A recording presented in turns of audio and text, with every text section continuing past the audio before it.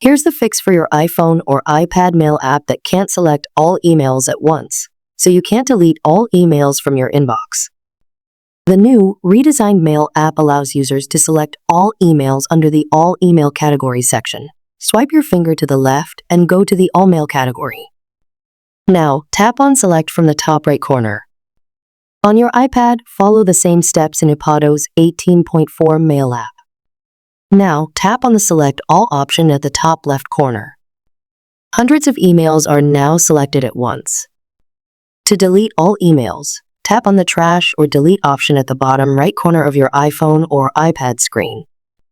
Now, your iPhone will ask to confirm the Delete All pop-up because these emails will be permanently deleted from all devices as well.